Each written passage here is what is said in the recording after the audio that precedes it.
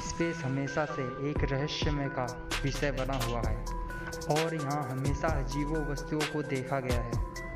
NASA के वैज्ञानिकों के द्वारा ये साउंड रिकॉर्ड किया गया है और ये आपके मन को काफ़ी विचलित कर सकता है।